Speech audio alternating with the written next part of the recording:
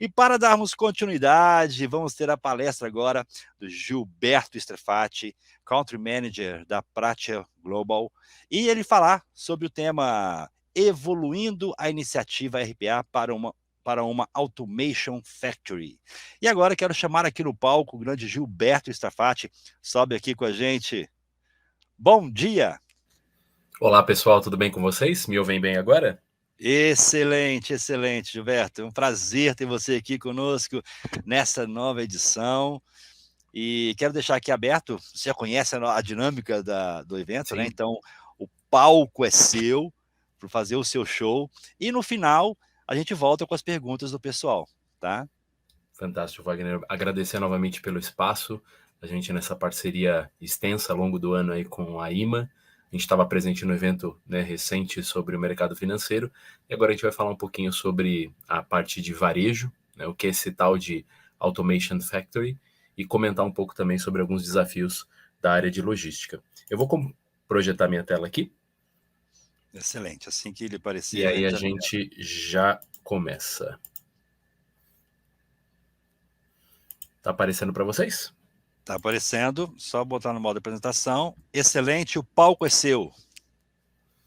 Maravilha, pessoal. Primeiramente, um bom dia a todos e a todas. Espero que estejam bem. É um grande prazer estar aqui participando desse evento, onde a gente vai discutir um pouquinho os desafios da evolução da automação robótica de processos para o que a gente chama na prática de Automation Factory, né? Como que a gente produtiza, a gente sistematiza o processo de digitalização utilizando o RPA como um backbone, como uma espinha dorsal. A gente vai comentar um pouquinho sobre o cenário, né, como que a gente enxerga hoje o desafio da automação no mercado brasileiro a partir das nossas pesquisas e vamos falar um pouquinho sobre o que significa essa evolução de RPA como um acelerador do backlog mais orientado a TI. Então, espero que vocês estejam bem.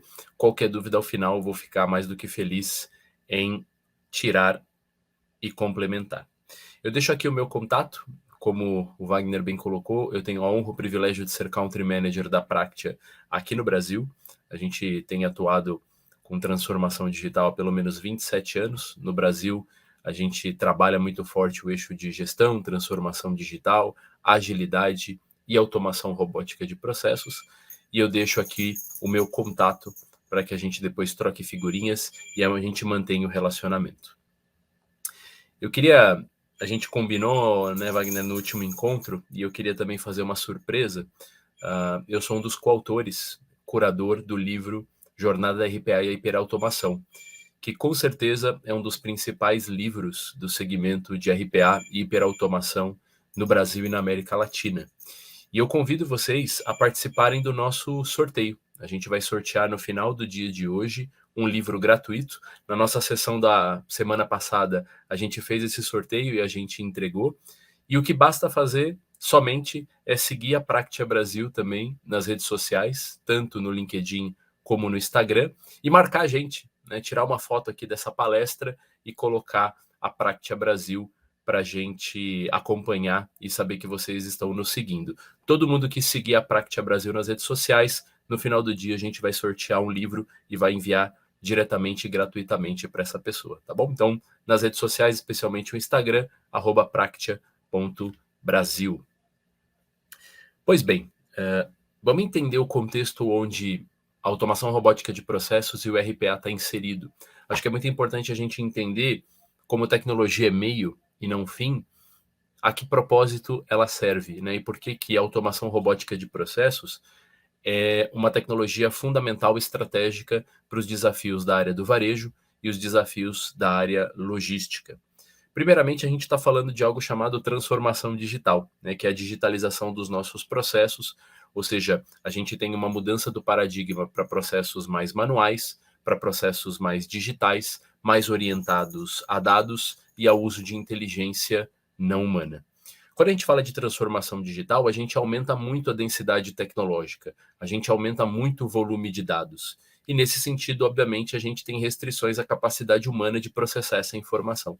Como foi bem colocado na palestra anterior, não é uma questão de incompetência, mas uma limitação humana a gente processar esse volume de informações e principalmente no varejo, que muitas vezes tem uma operação orientada ao B2C, né, o consumidor final, a gente tem um analytics muito vasto. Então, quando eu quero fazer previsão de demanda, quando eu quero enxergar determinados comportamentos, eventualmente, inclusive, monitorar a jornada do usuário, o que não faltam são informações. Quando a gente fala de transformação digital, pessoal, a gente tem 3 cadeias de valor que tipicamente são digitalizadas. A primeira cadeia de valor, aquela que é mais crítica, aquela que tipicamente é primeiramente digitalizada, é a cadeia de valor orientada ao cliente final. É o que a gente chama de transformação digital do produto, da oferta. Então, possivelmente, a gente viu isso muito no varejo, né? O varejo, dentro de uma perspectiva de loja física, indo para uma visão, né, de venda online e até mesmo uma abordagem que a gente chama de omnichannel, conectando o mundo físico ao mundo digital. Boa parte dos varejos, boa parte das operações fizeram esse processo de transformação digital, seja através da criação de plataformas digitais, de marketplaces, ou até mesmo, eventualmente, através de aquisições, o que aumenta bastante a complexidade em termos de sistemas legados. Mas normalmente as empresas fazem muito bem esse trabalho, principalmente no varejo, de transformação digital da oferta, da visão orientada ao cliente. Então, a percepção que o cliente tem com relação ao varejo é que o varejo já é digital. Por outro lado, existe uma outra cadeia de valor crítica que tipicamente é digitalizada em paralelo e eventualmente num segundo momento, que é a transformação digital do relacionamento com o cliente. Como assim? Eu estou falando realmente dos processos de atendimento, do call center, do back office. Boa parte das atividades relacionadas ao relacionamento com o cliente também são digitalizadas. Eu tenho automatização de URAs, eu tenho a implementação de chatbots, eu tenho boa parte dos processos de gerenciamento do ciclo de vida do cliente totalmente automatizados. Então, boa parte das operações, de fato, fizeram um trabalho muito forte em termos de digitalização dos seus canais de atendimento. Tá? Então, novamente, quando eu falo de transformação digital, existe a transformação digital da oferta do produto, né, e o varejo fez isso muito bem, continua evoluindo numa visão omnichannel. A gente tem a digitalização dos processos orientados ao cliente, mas o grande desafio que a gente enxerga hoje no segmento de varejo é a transformação digital da operação.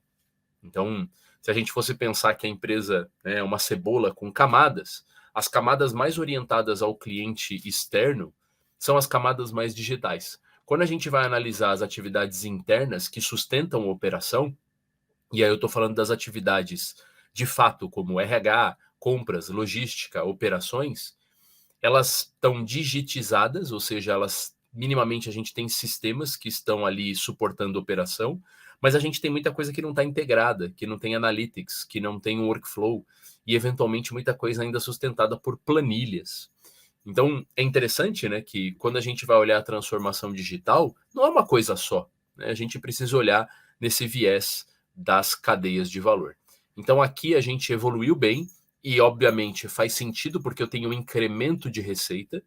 Aqui também nós evoluímos, e não significa que nessas frentes não tenham desafios, mas a gente também fez um trabalho de digitalização do relacionamento com o cliente, porque aqui eu tenho redução de custo objetivo de PA, mas quando eu vou falar das atividades suporte, das atividades internas, das atividades que sustentam a operação, a gente percebe que aqui é onde a gente tem o maior backlog, é onde a gente tem o maior grau de oportunidades.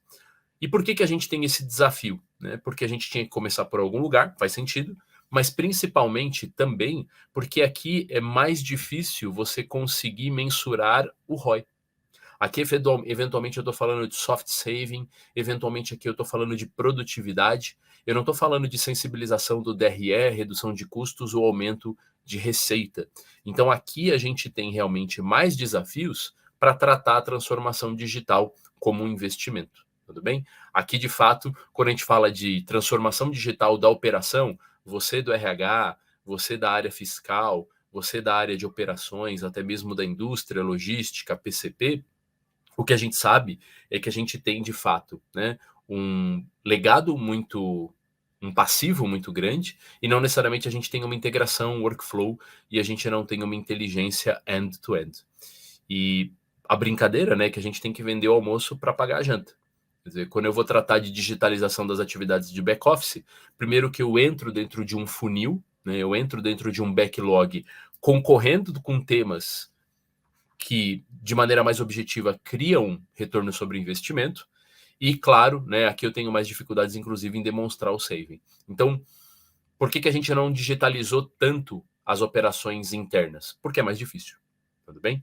Então, a automação robótica de processos, especialmente o que a gente chama de RPA, evoluindo para a hiperautomação, que eu vou comentar essa diferença, é uma alavanca fundamental, porque eu estou falando de uma tecnologia, primeiramente, pouco invasiva, e eu estou falando de uma tecnologia onde eu consigo desenvolver em escala de semanas. Então, eu preciso utilizar um outro arsenal, eu preciso utilizar uma outra abordagem para digitalizar as atividades de back-office, porque de fato eu preciso maximizar o ROI e eu preciso trabalhar com uma abordagem menos invasiva. Então, só colocando esse ponto de reflexão e esse ponto de partida, a gente enxerga hoje que boa parte das iniciativas de digitalização no varejo, obviamente elas podem permear qualquer uma dessas 3 áreas de conhecimento, mas fundamentalmente a gente tem um desafio e aumentar a maturidade na transformação da operação. Então, novamente, é como se a gente tivesse uma casca digital, mas quando a gente olha para dentro, a gente ainda tem muita coisa que é subutilizada, muitos sistemas subutilizados, não integrados e muita coisa ainda manual em planilhas, ok? E aí, de uma maneira bem simples, né, a gente pode definir a transformação digital sobre 2 perspectivas. Você tem a transformação digital do negócio. Então, como é que eu posiciono o meu varejo, né, a minha operação de consumo massivo para o futuro? Né? E aí eu estou falando de coisas muito orientadas à estratégia, a posicionamento, a branding, a visão omnichannel, a plataformas marketplace, a uma comunidade que se amplia, né? Blockchain e outras coisas mais. Então, existe um eixo fundamental estratégico, onde eu estou falando de novos modelos de negócio, e eu estou muito orientado a um posicionamento da marca, né? Então, normalmente a gente referencia essa transformação digital como eu quero ser a Netflix de, eu quero ser a Amazon de, né? Normalmente a gente busca uma referência e é um novo posicionamento da organização. Eventualmente, se eu trabalho, né, através de fornecedores, eu quero conseguir fazer venda direta, eu quero conseguir ter maior previsão de demanda, eu quero ter um melhor processo de S&OP, mas eu estou falando de fato de novas ofertas, ok? E existe esse eixo fundamental que é a transformação digital do motor 2. O motor 2, né, o motor mais de inovação. Porém, todavia, contudo, não faz sentido nenhum a gente digitalizar e transformar a nossa oferta numa nova oferta, entendendo que a gente tem um legado, que a gente tem o passivo e a gente continua com o motor 1. A gente continua com a operação as is. E para operação as is, a gente também precisa digitalizá-la. Ou seja, por mais que eventualmente eu discuta as coisas que são sexys, interessantes e que vão posicionar a empresa para o futuro, na segunda-feira, o que vai fazer com que o meu indicador, né, de attrition, o meu indicador, né, de fill rate, os meus indicadores críticos sejam entregues, não é essa transformação digital para fora. Inclusive, a gente percebe muitas vezes nessa discussão de indústria 4.0 e transformação digital, uma desconexão com o dia a dia das pessoas. Então, o que a gente discute muito é, legal, a gente precisa posicionar a empresa para o futuro. Mas como que você está olhando o as-is? O as-is digital. Né? Como que eu faço para digitalizar a minha operação existente dentro de uma perspectiva de melhoria evolutiva? E não necessariamente, né, de criar algo efetivamente novo. Aqui a gente está falando também de inovação, mas a gente está falando de inovação incremental. E isso é fator crítico de sucesso para o aumento da produtividade. Quando a gente fala de busca de excelência, a gente está falando de busca do maior potencial dos processos. Pensem nos processos da operação de vocês. Seja um processo de back-office, middle office ou um processo logístico. O quanto a gente está distante do potencial, seja fill rate, eficiência de linha, seja cubagem dos caminhões, seja rastreabilidade, seja entrega no prazo, enfim. Eu posso ter vários indicadores e a gente sabe que existe um potencial que ainda não está sendo capturado. E também a gente sabe que a transformação digital do negócio não é o que resolve o dia a dia. Então a gente precisa ter um eixo muito forte do que a gente chama de otimização digital do negócio. Então, por um lado, eu tenho a transformação digital do negócio, que vai discutir os próximos 5 anos, 10 anos da empresa, mas eu preciso falar da otimização do dia a dia. A otimização que eu começo a fazer na segunda-feira. E, novamente, eu estou falando de produtividade, eu estou falando de economia e eu estou falando de retorno sobre o investimento. Tudo bem? Eu preciso fazer aqui de uma forma pouco invasiva, eu preciso fazer com baixo custo de sustentação e eu preciso fazer o mais rápido possível. Por quê? Porque aqui eu já estou atrasado. Claro, a gente está atrasado nas duas situações, né? Porque quando que eu tenho que discutir o futuro da empresa? Sempre. Mas a preocupação é a gente fazer uma discussão que seja muito de médio prazo, enquanto na segunda-feira eu continuo tendo problemas de integração básico, de gestão, por exemplo, de frete extra em planilha de Excel. Quantas operações logísticas hoje fazem gestão de frete extra, principalmente em período de Black Friday, dentro de períodos específicos da operação, com planilha? Você não tem histórico nem do frete que você pagou ou vai pagar, para eventualmente você fazer uma otimização de processo. E eventualmente o que muda o resultado para esse ano, para o último quartil, é exatamente essa otimização, que não são projetos estruturais, mas são vários pequenos projetos que mudam o jogo da área de negócios, de RH, de logística, de operações, de atendimento eventualmente também, tá bom? Então, mensagem importante aqui, pessoal. O RPA ele se propõe a ser uma tecnologia pouco invasiva de digitalização de qualquer coisa, mas principalmente pela característica de ser uma ferramenta low code, no code, de eu ter um baixo custo de sustentação, pouco invasiva e eventualmente entendendo que eu tenho que entregar rápido, ela funciona muito bem para o que a gente chama de otimização digital do negócio. Tudo bem? E só deixando claro o que a gente vai discutir agora, quando eu estou falando de uma plataforma de automação, eu não estou falando só de RPA. Eu não estou falando somente de drag and drop, de Ctrl+C, Ctrl+V e de integração. Hoje as plataformas de RPA são aceleradores do backlog de qualquer demanda. Desenvolvimento front-end, aplicativo, chatbot, BI, relatórios. Hoje você consegue rodar scripts de machine learning e você consegue fazer coisas bastante elaboradas com baixo custo na plataforma de RPA. Tudo bem? As plataformas líderes de mercado, segundo a Gartner, segundo a Forrester, inclusive tem RPA lá dentro. O RPA ele é uma espinha dorsal e a gente consegue conectar várias tecnologias para conseguir, de fato, acelerar o backlog de TI. Novamente, RPA não é uma tecnologia menor. RPA não é uma tecnologia menor. A gente tem um grande backlog e a partir desse backlog a gente vai conseguir entregar o resultado. Tudo bem? RPA continua sendo relevante? Continua. Continua sendo super relevante, estratégico e relevante. As pesquisas que a gente pega da Gartner, da Forrester, de outras consultorias, apontam que hoje o RPA continua sendo uma das tecnologias mais quentes. Tá? Então, se eventualmente a gente já está discutindo a tecnologia como algo do passado, na verdade não. E quando a gente vê os dados do mercado brasileiro, a gente percebe que a gente está em estágios muito iniciais de evolução. E, eventualmente, a tecnologia de RPA também está sendo subutilizada, porque ela está vendo ou está sendo vista sobre um paradigma único e exclusivo de FTE. Pessoal, hoje a tecnologia de RPA, com as suas mais diferentes plataformas, ela inclusive auxilia no ganho de produtividade e, eventualmente, no FTE. Mas entendam que o que a gente está propondo é utilizar as plataformas low-code e no-code para acelerar o backlog de TI para otimização do negócio, que inclusive pode estar orientado ao FTE, mas não necessariamente. Não estabeleçam uma relação direta, totalmente dependente de que RPA é um gerador de redução de FTE. Na verdade, eu tenho que resolver o problema de negócios, seja ele qual for. Eu não preciso necessariamente reduzir pessoas. Às vezes, eu tenho uma demanda que vai melhorar SLA, que vai melhorar KPIs, que vai melhorar a experiência do cliente, que vai melhorar a minha performance, a minha previsibilidade. Então, o que a gente percebe é que RPA continua quente, mas ainda boa parte das empresas tem RPA como algo orientado a negócios, que você precisa fazer um novo discovery, como se você já não tivesse coisas para serem feitas, e muito orientada a uma visão de FTE. Isso não é verdade. Eventualmente eu posso ter esse direcionamento, mas ninguém estabeleceu isso como uma verdade absoluta. Tudo bem? Então, quando a gente fala, né, de Automation Factory, e a gente tem essa fábrica de automação, a gente está quebrando esse silo de que eu tenho que fazer automações somente para FTE. Tudo bem?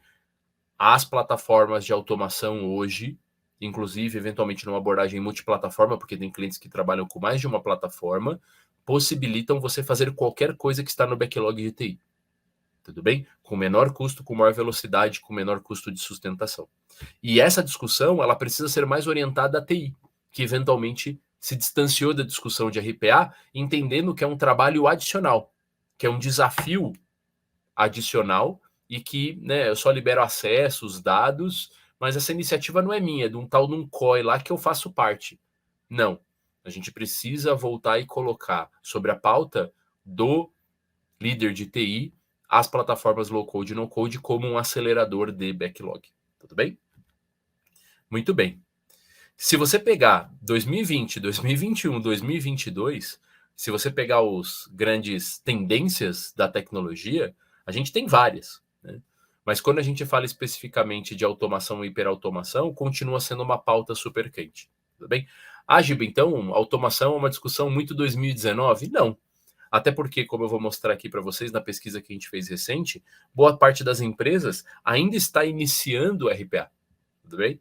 E, eventualmente, ainda um RPA muito manual, um RPA muito orientado à redução de FTE, que é algo que a gente quer rediscutir, revisitar e desafiar. Por que a plataforma de aceleração de backlog precisa necessariamente reduzir FTE?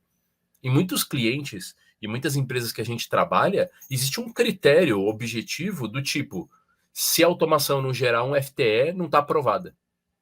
Ou seja, eu já estabeleci a priori que RPA só serve para gerar FTE. Tudo bem? Para quê? Por quê? Faz sentido? Ou eventualmente hoje as plataformas, novamente, as tecnologias poderiam ser um acelerador do backlog de TI, pensando em aplicativos, chatbots, BI, machine learning, dados, enfim, várias outras coisas que hoje eu consigo fazer dentro de uma plataforma líder de mercado. E novamente, eu estou falando e premissado de que a gente está trabalhando com plataformas líderes de mercado. As plataformas líderes de mercado falam de automação end-to-end. Tudo bem?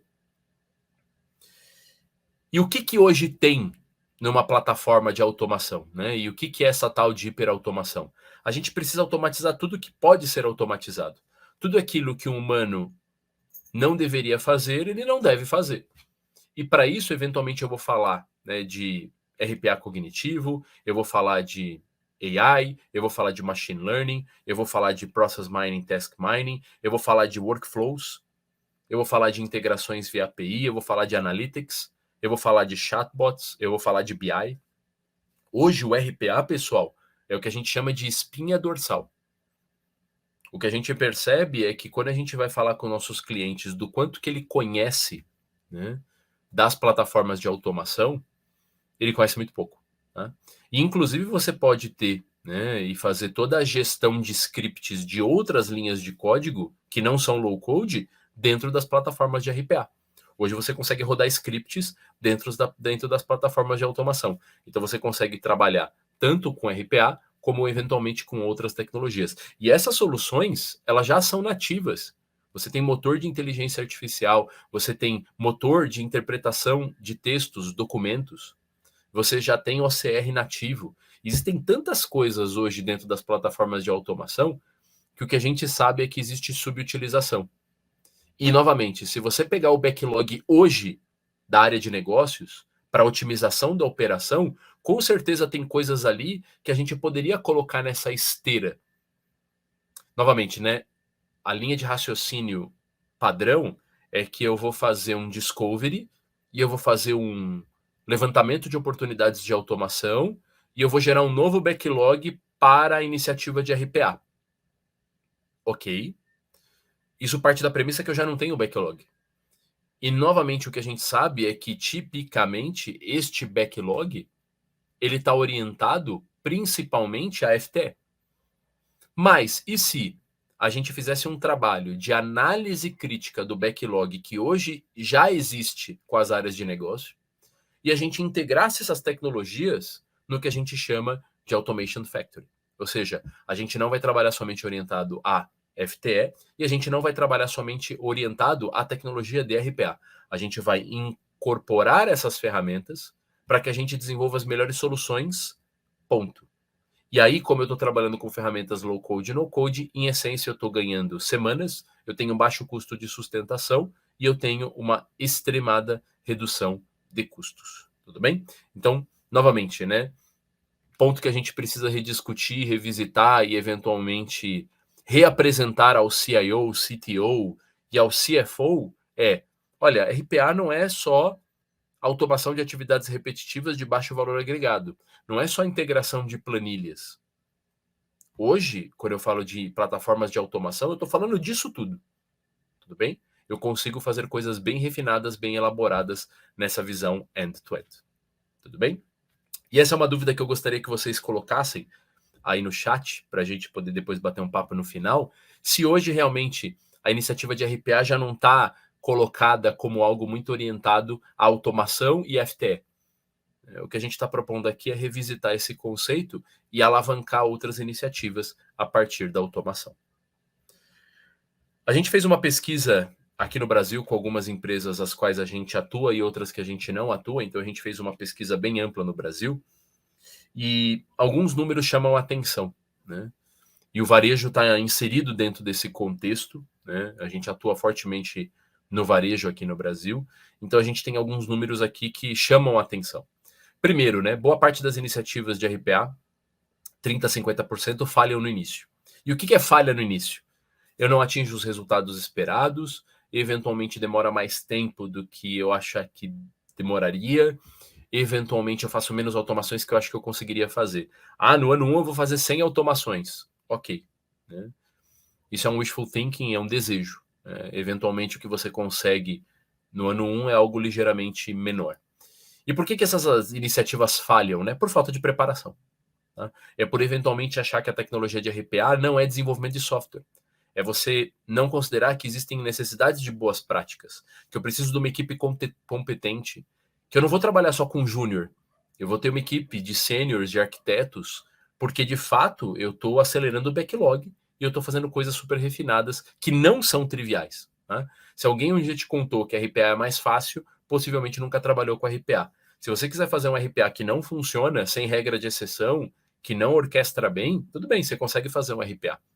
E, eventualmente, para coisas muito simples, a gente trabalha com um programa de democratização. Mas se você quiser fazer automações sérias que afetam a operação, possivelmente você precisa de desenvolvedores profissionais, você precisa de preparação e você precisa de uma boa equipe. Mesmo assim, RPA reduz custos e aumenta a velocidade. O que a gente percebe é que boa parte das empresas não conseguiram usar o máximo de potencial do software. Quando a gente vê o pacote, né, de licenças de RPA que as empresas adquirem, em geral, a gente, né, na nossa pesquisa, 70% das empresas, no momento que a gente analisou, obviamente, tinham licenças disponíveis. E claro, né, é natural que você tenha licenças disponíveis, porque se você já ocupou 100% das licenças, você deveria estar comprando mais, né? Você sempre vai trabalhar com disponibilidade. Mas aqui a gente está falando de subutilização e desconhecimento, tá? Existem várias funcionalidades e features dentro das plataformas de automação e hoje a gente vê somente a utilização para automação simples. Eu consigo fazer novamente coisas muito elaboradas dentro do RPA. Boa parte das demandas, pessoal, são orientadas a negócios, tudo bem? E normalmente estão orientadas a um novo discovery. Ou seja, ao invés de eu pegar as demandas existentes do backlog de TI, que existe, né, o backlog é gigantesco, a gente sai capturando mais oportunidades. E eu não estou dizendo que o processo de discovery não é importante, a gente faz. Mas o que a gente entende também é que existe um potencial de demandas já relevantes, já levantadas, que poderiam ser aceleradas pelas soluções de automação. Tudo bem? Então a gente consegue capturar e rediscutir com TI o seu backlog à luz da necessidade de automação. Tudo bem? E quando a gente vai ver boa parte das empresas, elas ainda estão terminando ou iniciando em geral, a sua primeira automação. Tudo bem? Então, por mais que possa parecer uma tecnologia antiga, né, na perspectiva de quem trabalha com isso há muito tempo, boa parte das empresas, né, as empresas enterprise já estão numa jornada um pouco mais madura, mas se você pega empresas corporate menor e empresas, né, pequenas e médias, você ainda percebe que tem um potencial a ser explorado. Tudo bem? Boa parte das empresas não tem um COI estruturado, né? Então, quando a gente fala de tratar a iniciativa como uma frente, novamente, né? RPA, ou a plataforma de RPA é um meio para se alcançar o resultado, é uma tecnologia, tudo bem? Essa tecnologia, ela não é mais importante do que o resultado, mas a iniciativa de automação, como um acelerador da transformação digital das operações internas, precisa ser tratada de forma estratégica, tudo bem? Você imaginar que você vai simplesmente treinar as pessoas e soltar para elas fazerem robôs e que vai sair robozinho na ponta, desculpa, não vai sair. Né? Inclusive, o que a gente mais vê é iniciativas de democratização mal feitas. Você faz lá um dia de construção de robôs, treina as pessoas, libera a licença e acha que vai sair robô na ponta. Não vai sair. A taxa de mortalidade é altíssima. Porque, primeiro, as pessoas não têm tempo, elas precisam de suporte. E quando a gente fala da trilha de democratização, hoje a gente tem um processo de seleção dos processos, documentação, todo um processo de coaching, workshops. A gente tem sessões de dúvida e essa trilha que varia de 2 a 3 meses para sair automação na ponta. Porque não se trata somente de uma automação, mas uma automação de qualidade, que demonstra KPI, que tem documentação, inclusive, para sustentação. Do contrário, você está gerando um passivo gigantesco, né, um passivo enorme de legado que você não tem governança. Boa parte das empresas trabalham com orçamento baixo ou zero, então eu tenho lá um orçamento para comprar licenças, mas quando eu vou falar da parte de desenvolvimento, eu tenho que conversar com a área de negócios e fazer um rateio. Isso só reforça o ponto que eu comentei, né? Se eu não tenho orçamento para essas iniciativas, é porque eu estou gerando um novo backlog e eu tenho que vender o almoço para pagar a janta. Né? Se não tem um orçamento para fazer automação, é porque você está tratando de algo que não é relevante, né? Que você, de fato, não comitou dentro do ano passado. 15% das empresas relatam que existe resistência da área de TI, mas é claro, porque a gente não está trabalhando junto. Né? A gente precisa colocar as plataformas de automação como plataformas também orientadas ao time de tecnologia, e boa parte das empresas hoje relatam que não tem conhecimento suficiente das plataformas, até porque as plataformas evoluem muito rapidamente ao longo do tempo, né? O que a gente sabe, e a gente tem aí releases mensais, bimestrais e trimestrais mais fortemente, com grandes novidades e novas features. Né? Essas plataformas, de fato, estão ficando muito potentes em termos de funcionalidades. Qual que é o resumo da ópera? RPA continua sendo relevante, RPA tem um potencial a ser trabalhado, RPA não é tão fácil quanto dizem para você, e RPA precisa de preparação e precisa ser pensado de uma forma estratégica para acelerar a digitalização dos processos internos.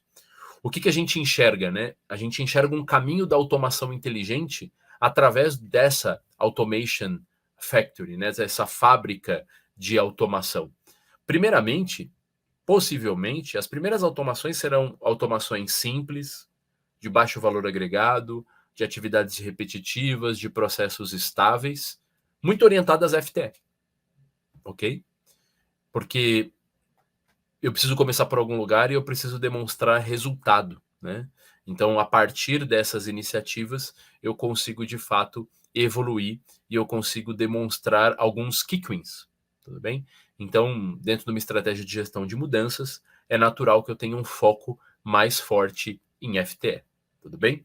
Mas ao longo do tempo, pessoal, o que a gente enxerga para a iniciativa de automação, indo para a hiperautomação e trabalhando tecnologias agregadas, é que a gente começa a mover para foco em produtividade. Peraí, qual é a diferença de FTE e produtividade? Né? Aqui eu tenho full-time equivalent e aqui eu tenho produtividade.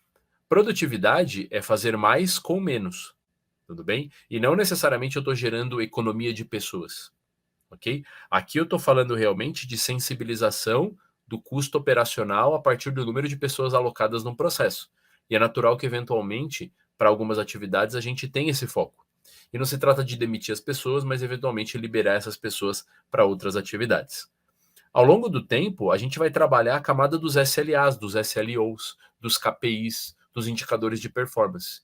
Então, quais são os processos que têm uma relação cliente-fornecedor? Quais são os indicadores onde eu tenho que aumentar a produtividade, a minha capacidade de execução? E acreditem, tem muitos gargalos na operação logística, por exemplo, que são sistêmicos. Por exemplo, como eu comentei, esse processo de cotação de frete.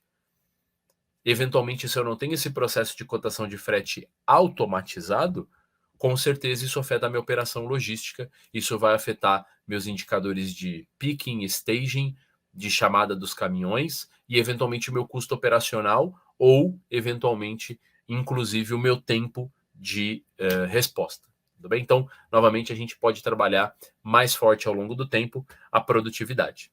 E conforme a gente evolui para um Automation Factory, a gente vai trabalhar a melhoria da qualidade, a melhoria dos processos.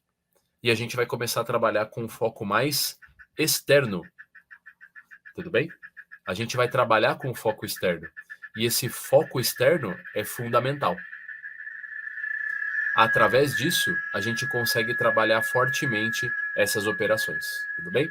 Então, essa reflexão eu gostaria que vocês fizessem, tá? Onde que está o estágio do programa de automatização de vocês? Onde que a gente está e para onde que a gente vai? Se você está muito orientado a um foco em FTE, possivelmente a gente está numa fase muito inicial. E ao longo do tempo, a gente vai mais para a experiência, para a melhoria da qualidade e tratando elementos externos. Tudo bem? E isso diz respeito ao que a gente chama de orquestração da força de trabalho digital. Não necessariamente eu preciso ter robôs. Eventualmente, eu tenho somente melhoria de processos. Quando a gente fala do Automation Factory, ou seja, quando eu estou falando do levantamento de oportunidades de digitalização, não só automação, eventualmente aqui eu posso estar identificando oportunidades de melhoria que vão estar direcionadas mais ao Lean. Poxa, já que eu estou fazendo um processo de discovery, já que eu estou revisitando processos, já que eu estou identificando dores de negócio, por que necessariamente eu preciso ter como saída um robô? A gente está no jogo, pessoal, de melhorar processos. E talvez dentro desse processo de melhoria, eu tenha aqui melhorias que vão direcionados para o Lean. Hoje a gente trabalha dentro do conceito de Automation Factory, a gente trabalha de fato isso, uma esteira de Lean. Eu tenho Lean para preparar os processos para automação, ou eventualmente eu identifico oportunidades que eu vou colocar na mão do time do Kaizen, do time do Six Sigma, e eles vão trabalhar essas iniciativas também. Uma das visões fundamentais da orquestração da força de trabalho digital, do que a gente chama de Automation Factory, é que a gente está integrando processos, melhoria contínua e transformação digital. Tudo bem? E olha que interessante. Eu tenho aqui várias opções. Eu posso trabalhar somente melhoria de processos, ou eu posso trabalhar automações não atendidas end-to-end. E no meio do caminho eu vou trabalhar automações atendidas, eu vou trabalhar somente human in the loop, o robô apoiando o humano ou o humano apoiando um robô. Eu tenho várias possíveis opções a partir do meu processo de discovery. Isso sem contar que eu não vou falar aqui de robô de automação. Esse robô ele pode ser um chatbot, ele pode ser um app, ele pode ser eventualmente um BI. Eu posso estar trabalhando aqui qualquer tecnologia dentro da minha plataforma de automação, tudo bem? Então, olha que interessante e como eu amplio a visão do que é um discovery tradicional. Eu não estou somente buscando oportunidades de automação. Eu estou buscando oportunidades de digitalização e melhoria de processos. O Automation Factory, ele possibilita que eu enxergue ponta a ponta quaisquer dessas oportunidades. Tudo bem? Então eu vou desde uma perspectiva sem robô, melhoria de processos, até eu ter robôs totalmente autônomos. Esse potencial é riquíssimo e bastante efetivo. Tudo bem? E aqui que eu gostaria de detalhar com vocês. Essa é a nossa Automation Factory ou Digital Fabric. Tá? Aqui é uma visão de fato integrada, end-to-end, onde eu estou trabalhando a perspectiva de processos, a perspectiva de melhoria contínua e a perspectiva de digitalização, integrando inclusive o desenvolvimento top-down e o desenvolvimento bottom-up, ou seja, o desenvolvimento orientado a desenvolvedores profissionais e o programa de democratização que é descentralizado.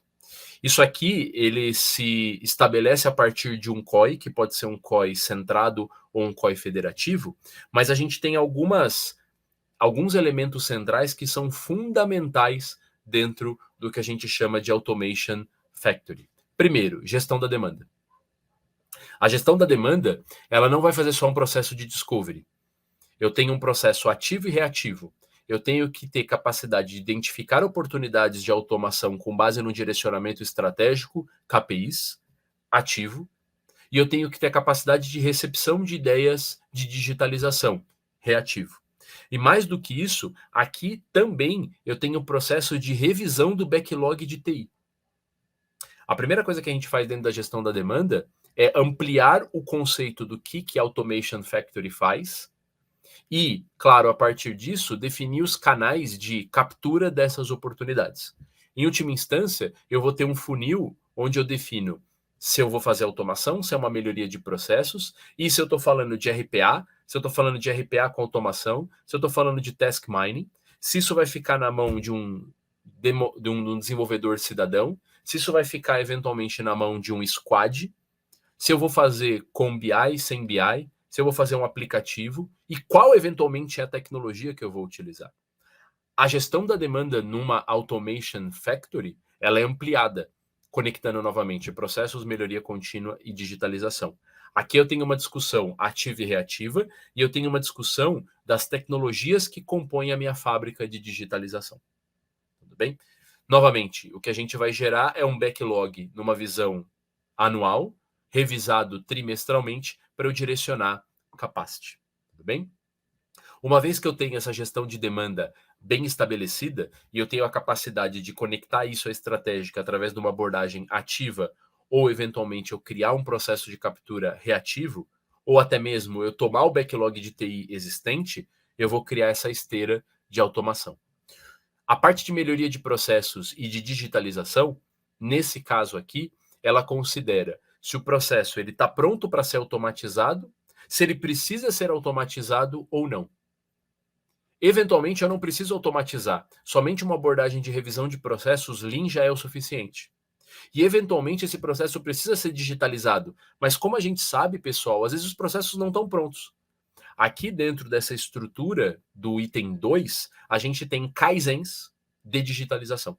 Então, eu tenho um arquiteto de soluções, eu tenho um consultor Lean que monta a estrutura do processo para a digitalização. Então, eu tenho esteiras de processo que precisam desse Kaizen, que vão só para Kaizen ou vão para um Kaizen orientado à digitalização. Eu tenho um processo de preparação da arquitetura da solução. Por que isso é muito importante? Porque a gente viu muitas iniciativas de automação automatizando o as-is. Quantas iniciativas de automação, pessoal, não automatizaram a PDD, que é o documento do as-is? Eu não tenho que automatizar o as-is. Eu tenho que desenhar o to-be e esse to-be ele é digitalizado. A digitalização, pessoal, é uma falha conceitual gravíssima. Ela é feita e orientada sobre a SDD. E essa SDD ela pode ser pós-Kaizen. Tudo bem? Então aqui a gente trabalha de forma ágil, com squads. Tipicamente a gente trabalha com squads de 2 desenvolvedores e um analista. Eu tenho um arquiteto de soluções matricial, eu tenho um consultor Lean matricial, e essas demandas que vieram do pilar 1 vão entrando e eu vou colocando. Isso aqui vai para Kaizen, isso não precisa de Kaizen, isso aqui é só melhoria de processos. A saída deste processo é o desenho das soluções que serão digitalizadas. Então, olha que interessante. O pilar 2, ele não está discutindo automação ou digitalização. Isso eu vou discutir no pilar 3. Eu tenho um pilar formal e uma disciplina de preparação dos processos.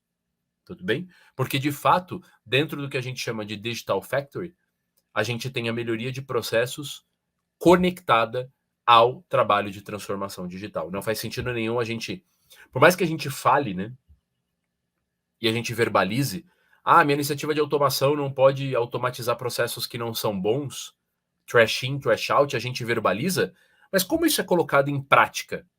Não é, porque boa parte das iniciativas de automação hoje digitalizam as is.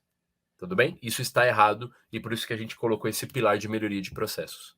Aqui eu tenho kaizens de 3 a 5 dias que criam esse backlog de processos prontos e digitais, tendo como saída um processo mais lean com uma SDD.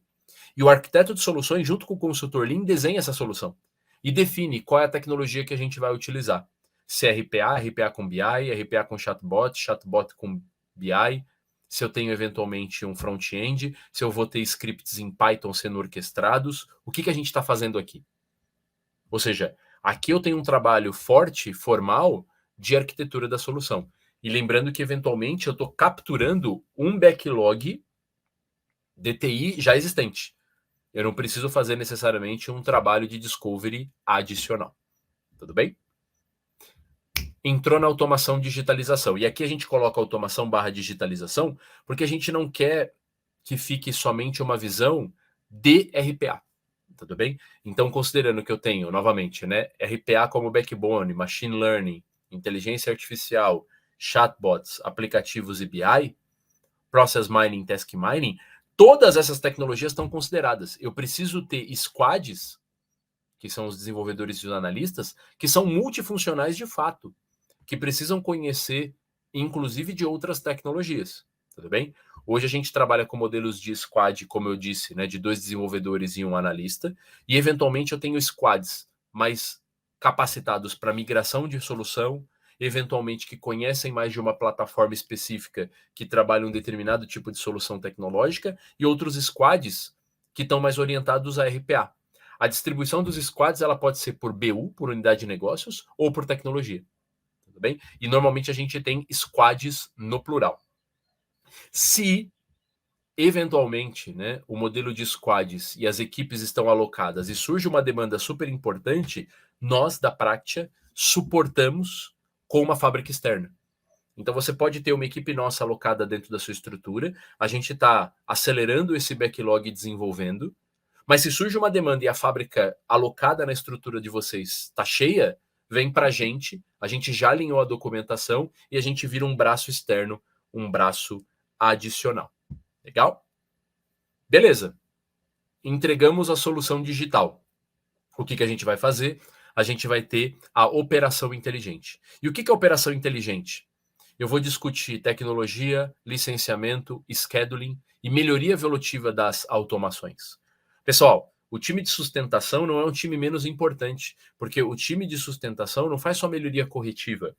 Ele trabalha o backlog que está no SDD de cada solução para que a solução evolua ao longo do tempo. A equipe de sustentação aqui é sustentação, melhoria contínua da solução digital. Não só para refletir uma necessidade específica nova da área de negócio, mas a gente sabe que com o crescimento da tecnologia, a gente pode sempre revisitar a solução digital. Então, o time de sustentação aqui não é um time menos importante. O time de sustentação não precisa ser sênior. Pelo contrário, esse time aqui talvez seja o mais sênior dessa operação.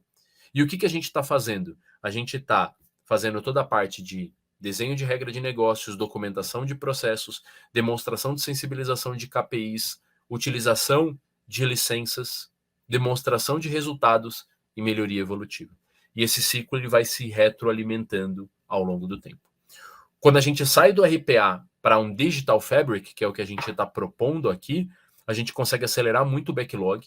A gente está trabalhando isso dentro de uma estrutura de tecnologia, não somente orientada a negócios para coisas que são de baixo valor agregado, e de fato aqui a gente está entregando soluções digitais, que tem front-end, back-end, e não necessariamente é um RPA.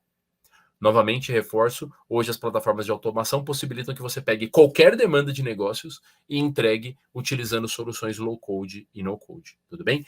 E lembrando que aqui, o paradigma que a gente está evoluindo nas empresas, principalmente aquelas que são mais maduras, e alguns clientes nossos, inclusive no setor de varejo, é o conceito multiplataforma. Tudo bem? Eventualmente eu tenho uma plataforma de automação e eu tenho coisas em Python. Eventualmente eu tenho mais de uma plataforma de automação. Tá? Hoje, o cliente se sente muito mais seguro em eventualmente ter mais de uma solução com modelos de licenciamento distintos que possibilitam um melhor resultado. Tudo bem? Como faz para evoluir para esse Automation Fabric? A gente costuma construir um assessment, a gente tem toda essa visão dos pilares, a gente começa através da curadoria da solução tecnológica, da revisão do backlog, do alinhamento estratégico e da estruturação dos squads, e de maneira orgânica ao longo do tempo a gente vai aumentando a governança desses processos, tudo bem? Esse é um modelo plug and play, a gente tem implantado em diversos clientes e a gente sai de uma visão muito pequena sobre o que é o RPA e a gente de fato se torna um agente de transformação digital da operação interna. O Automation Fabric ou o Digital Factory tem por objetivo uma única coisa: aumentar a densidade digital e acelerar a transformação digital dos processos internos. Porque, novamente, voltando ao que a gente discutiu logo no início, digitalização para fora tem um monte. Digitalização omnichannel tem um monte. Mas quando a gente olha para dentro, olha o tamanho do backlog. Olha quantas coisas faltam serem feitas para que a gente otimize, através da digitalização, a operação. E por isso que a gente está integrando melhoria de processos Kaizen para automação, não só considerando RPA, mas todas as tecnologias que as plataformas líderes de mercado possibilitam. Legal? Chegando à parte final, eu vou deixar aqui os 5 minutinhos finais para a gente tirar as dúvidas. Gostaria de agradecer a todos. E, novamente, vai fazer o sorteio do livro. Não esqueçam de seguir a gente lá na Practia, @practia.brasil, marcar a gente. No final do dia de hoje, a gente já vai fazer o sorteio do livro com a Andrea. E se vocês quiserem conhecer mais sobre esse Digital Fabric, esse modelo e como que a gente opera, modelos, enfim, a gente está mais à disposição, eu, Ricardo e todo o time, para apresentar para vocês. Muito obrigado. Maravilha, Gilberto Strafati. Tá me ouvindo bem? Ouço bem. Excelente, excelente. Vamos lá, as perguntas. Primeira pergunta aqui é do Luiz Guilherme Ramos Leão.